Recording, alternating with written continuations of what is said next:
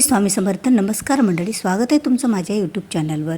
तर स्वामी भक्तांनो, स्वामी समर्थ महाराजांच्या कृपेने आशीर्वादाने तुमच्या घराची खूप भरभराट हो, तुमच्या घरातील प्रत्येक व्यक्तीची प्रगती हो, हीच स्वामीचरणी प्रार्थना करते आणि आपल्या गुढीपाडवाविषयीच्या या नवीन व्हिडिओला सुरुवात करते. आज या व्हिडिओच्या माध्यमातून तुम्ही जाणून घेणार आहात की गुढीपाडवा हा जो दिवस असतो तो म्हणजे अतिशय शुभ दिवस मानला जातो. नवीन दुकानाची सुरुवात करायला, नवीन बिझनेसची सुरुवात करायला, हाती घेतलेलं कुठलंही काम असो, वाहन खरेदी करण्यासाठी, जागा खरेदी करण्यासाठी सुद्धा हा दिवस अतिशय शुभ मानला जातो.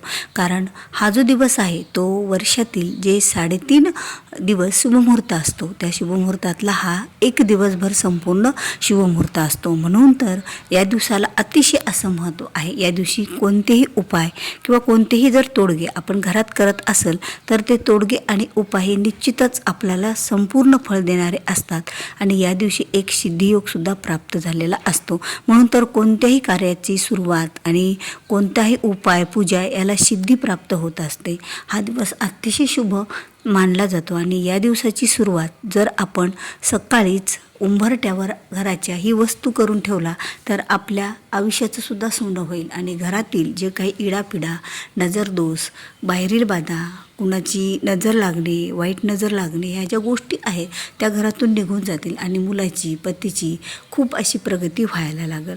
कारण हाच दिवस आपल्यासाठी वर्षभर आपल्या घरामध्ये प्रगती आणण्यासाठी महत्त्वाचा मानला जातो.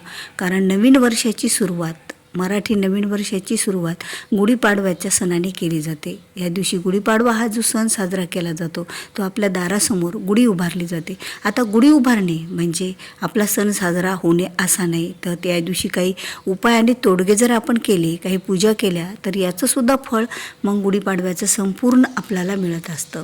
तर गुढीपाडवा हा जो दिवस आहे या दिवशी सोने खरेदी करणे यालासुद्धा विशेष असं महत्त्व असतं. त्याचबरोबर या दिवशी चांदी खरेदी करणे यालाही महत्त्व असतं.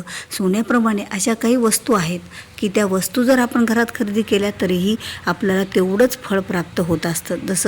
जसं आपण दसऱ्याला सोनं नाही खरेदी केलं पण त्या आपट्याला सोनं म्हणतात ना, आपट्याच्या पानांना, तसंच या दिवशीसुद्धा काही वस्तूंना एवढं महत्त्व आहे की ती वस्तू जर आपण उंबरठ्या पाडव्याच्या शुभमुहूर्तावर आणि सकाळीचचा जो वातावरण असतं त्यावेळीच जर आपण ठेवलं तर आपल्या घराची एवढी भरभराट होईल की लोक आपल्याकडे पाहत राहतील आणि विचारतील, अरे तू असं काय केलं होतं ज्यामुळे तुझ्या घराची एवढी भरभराट होत आहे.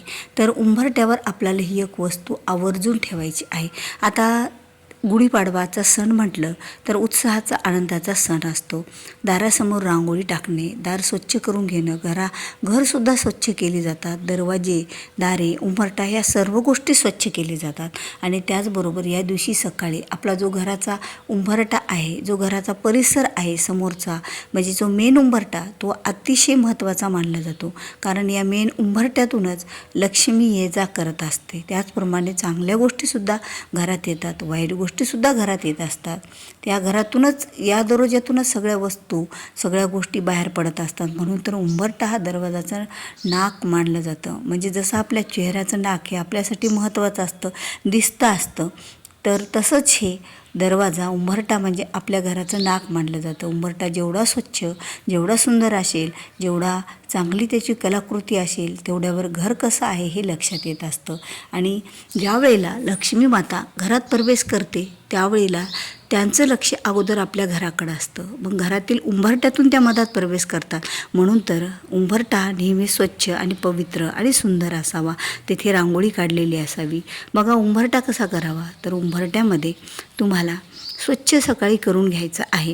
म्हणजे सगळीकडे गोमूत्र टाकून स्वच्छ पुसून घ्यायचं आहे. तेथील फरशी असो किंवा कोरडी जागा असेल तर तिथे पाणी टाकून त्याला स्वच्छ करून घ्यायचं. स्वच्छ तो उंबरठासुद्धा थोडंसं गोमूत्र टाकून पुसून घ्यायचा असतो. म्हणजे गोमूत्रानं ज्या वाईट गोष्टी असतात त्या निघून जात असतात. जी काही नजर लागलेली असते कुणाची तीसुद्धा निघून जात असते.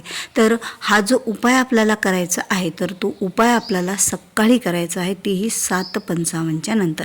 कारण 7:55 तर अमावस्याच आहे आणि त्यानंतर गुढीपाडव्याच्या शुभमुहूर्ताला चैत्र महिन्यातील पहिल्या दिवसाला सुरुवात होणार आहे.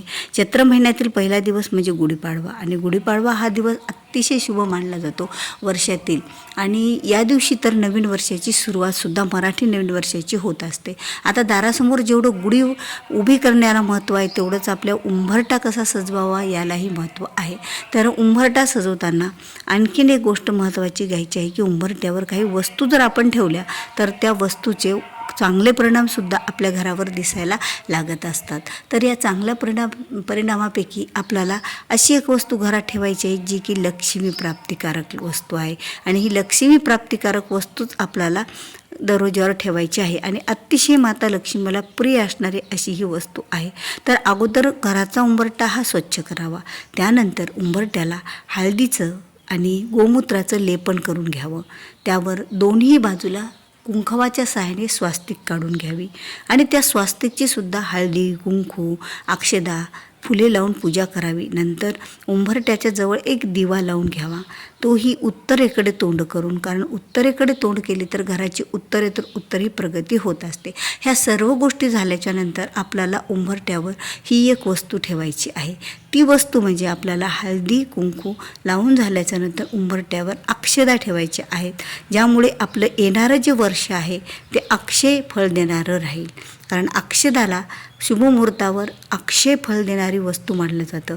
त्यामुळेच तर आपल्या घराची इडापिडा सगळ्या वाईट गोष्टी निघून जाईल. मुलाची, पतीची, घराची प्रगती होण्यासाठी उंबरठ्यावर अक्षदा ठेवायची आहे. त्यानंतर लाल फुले, जे लक्ष्मी मातेला आवडणारे, जे कमळ फुलाचं किंवा त्याचबरोबर आपण जी फुले माता लक्ष्मीला गुलाबाची आवडतात, गुलाबाचं लाल फूल किंवा लाल फुलाच्या पाकळ्यासुद्धा आपल्याला त्या उंबरठ्यावर ठेवायच्या आहेत. कारण उंबरठ्यावर ठेवलेली वस्तू ही माता लक्ष्मीपर्यंत पोहोचत असते.